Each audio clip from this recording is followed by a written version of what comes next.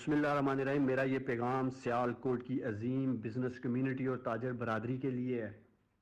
Sialkot chamber of commerce اور تمام trade associations کے لیے ہے. ایئر سیال ڈرائی پورٹ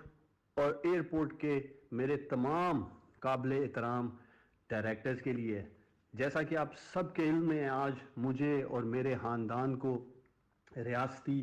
جبر کا اور ظلم کا سامنا ہے. ریاستی مشینری اور طاقت کے زور پر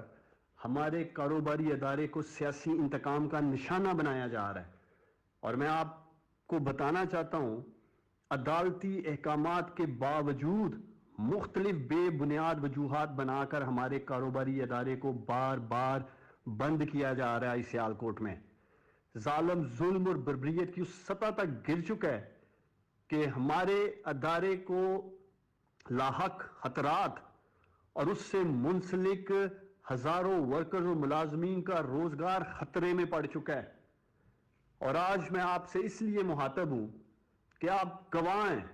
میں نے ہمیشہ برملا اس بات کا اظہار ہر کاروباری فورم پہ کیا کہ عثمان ڈار سیاسی ورکر بعد میں ہے، پہلے وہ اپنی بزنس کمیونٹی اور چیمبر آف کامرس کا ممبر ہے، اس کا حصہ ہے.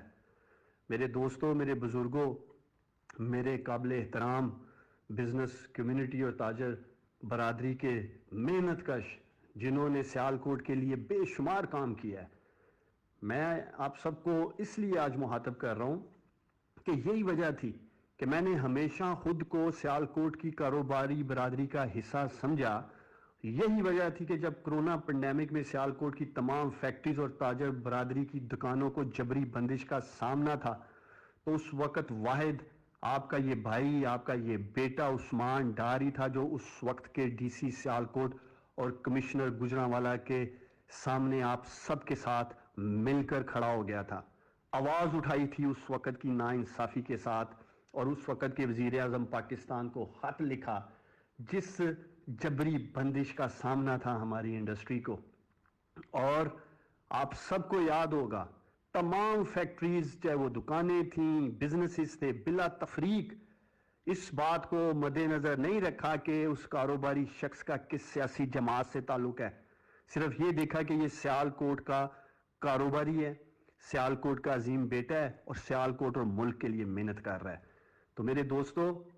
میرے بزرگوں، کرونا وائرس کی انفیکشن کے خطرے کے باوجود جو ہر طرف منڈلا رہا تھا، آپ کا یہ بھائی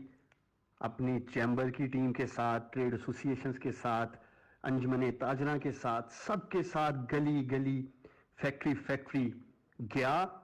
اور آپ لوگوں کے ساتھ کھڑے ہو کر سیالکوٹ کو ایک معاشی تباہی سے بچایا. آپ سب کو یاد ہونا چاہیے اگر میں اس وقت اپنی ہی حکومت کے خلاف سٹینڈ نہیں لیتا تو سیالکوٹ میں سینکڑوں کاروبار تباہ ہو جاتے، ہزاروں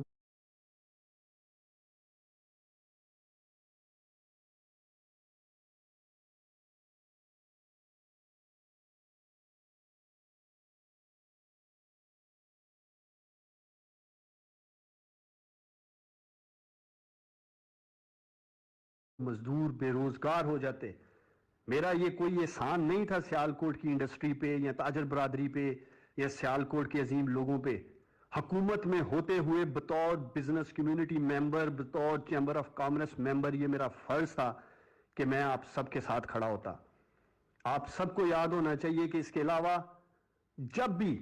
چیمبر آف کامرس کے مسئلے کے لیے، چاہے وہ ہماری کسی ٹریڈ ایسوسیشن کا مسئلہ ہو، چاہے وہ ایئرپورٹ کی بندش کا مسئلہ ہو، چاہے ایئر سیال کا مسئلہ ہو، چاہے ڈرائی پورٹ کا مسئلہ ہو، چاہے ہماری انجمن تاجرہ کے مسئلے مسائل ہوں، آپ کا یہ بھائی، آپ کا یہ بیٹا ہر مسئلے کے حل کے لیے بلا تفریق آپ سب کے ساتھ کھڑا تھا اور انشاءاللہ تعالی کھڑا رہے گا. لیکن مجھے آج فکر ہے میرے دوستوں، میرے بزرگوں، مجھے فکر آج اس بات کی ہے کہ جس طرح سے آج غیر قانونی طور پر طاقت کے زور پر سیالکوٹ میں ہمارے کاروباری ادارے کو بندش کا سامنا ہے، ناانصافی کا سامنا ہے،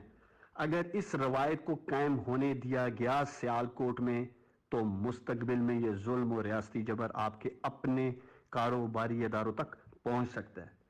لہٰذا میں امید کرتا ہوں اور وقت کا بھی یہی تقاضا ہے کہ بلا تفریق اتحاد اور یکجہتی کا بھرپور مظاہرہ کرتے ہوئے اس ناانصافی کے خلاف اپنی آواز بلند کریں اور ہر بزنس فورم پر، چاہے وہ چیمبر کا ہے، چاہے وہ ایئرپورٹ ہے، ڈرائی پورٹ ہے، ایئر سیال ہے، ہماری انجمن تاجراں ہیں یا مختلف ٹریڈ ایسوسیشنز ہیں، ہر بزنس فورم پر سیال کوٹ میں ہونے والی اس ناانصافی کے خلاف میں امید کرتا ہوں کہ آپ سب اپنا احتجاج ریکارڈ کروائیں گے۔ اور آخر میں یہ اپیل کرتا ہوں، جو بھی میرا دوست، بزرگ، نوجوان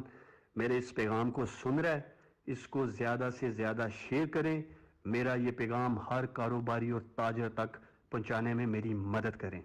پاکستان زندہ باد، سیال